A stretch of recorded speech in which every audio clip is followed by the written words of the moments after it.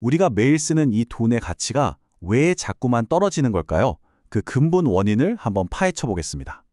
모든 것의 시작점에 있는 한 기관의 정체부터 알아봐야겠죠? 자, 바로 본론으로 들어가서 아주 간단한 질문 하나 드릴게요. 흔히 연준이라고 부르는 미국 연방준비제도, 당연히 미국 정부기관이라고 생각하시죠? 우리나라의 한국은행처럼요. 정답은 놀랍게도 아니오입니다. 어쩌면 이 한 단어가 여러분이 자산에 대해 가지고 있던 생각의 뿌리를 흔들 수도 있습니다.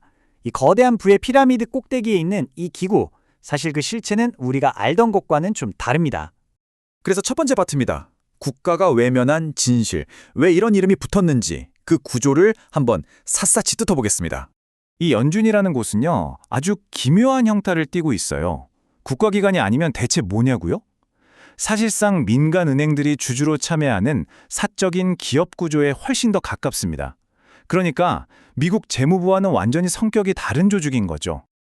자, 그럼 이 거대한 이야기의 첫 번째 증거를 한번 찾아볼까요? 멀리 갈 필요도 없습니다. 혹시 달러 지폐 가지고 계시면 지금 당장 꺼내보셔도 좋아요. 지폐 위쪽을 한번 자세히 보시겠어요? 우리가 주목해야 할 아주 결정적인 단어가 거기에 떡하니 적혀 있거든요. 원래 헌법상으로는 돈을 만드는 권한, 즉 화폐 발행권은 정부기관인 의회에 있습니다.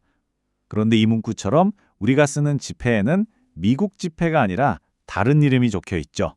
바로 Federal Reserve Note입니다. 맞습니다. 바로 연방준비은행권이죠.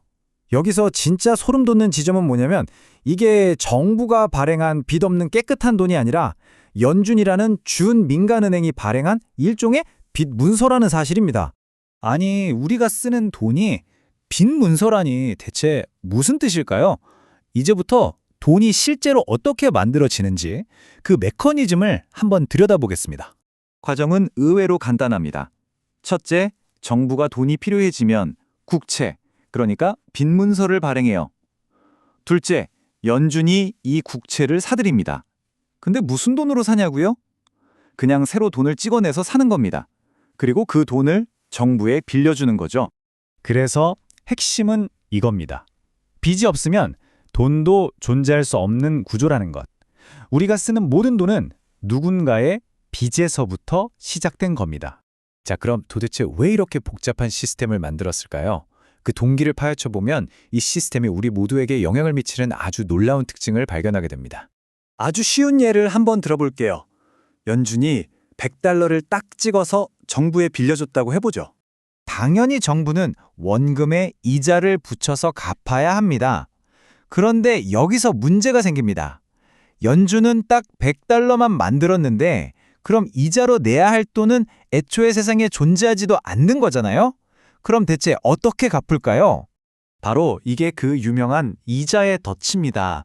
이자를 갚을 유일한 방법은 맞습니다. 돈을 더 빌리는 것밖에는 없어요. 그러면 또 그 돈에 대한 이자가 붙고 그걸 갚으려면 또 빌려야 하고 이 과정이 무한히 반복되는 거죠.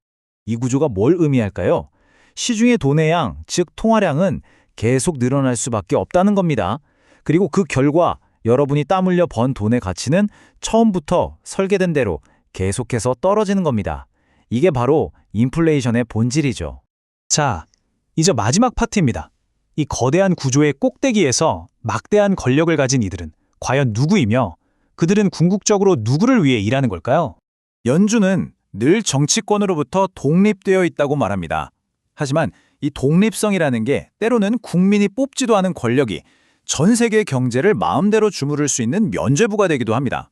금리 결정 한 번으로 수조 달러의 돈의 흐름을 바꾸는 이들이 과연 평범한 사람들의 생활비를 가장 먼저 고려할까요? 아니면 자기들 주주인 거대 은행들의 이익을 더 우선할까요? 한번 생각해 볼 문제죠. 이 비유 하나가 모든 걸 말해주는 것 같네요. 우리가 인플레이션이라는 거대한 파도를 헤쳐나가기 위해 가장 먼저 알아야 할 사실. 어쩌면 돈은 공공재가 아니라 누군가의 철저한 비즈니스 모델 안에서 태어나는 상품이라는 사실일지도 모릅니다. 오늘 우리는 돈이 어떻게 만들어지고 그 가치가 왜 떨어지는지에 대한 설계도의 첫 페이지를 함께 넘겨봤습니다. 이 지식을 바탕으로 여러분은 앞으로 자산을 어떻게 바라보시겠습니까? 다음 분석에서 더 깊은 이야기로 찾아뵙겠습니다.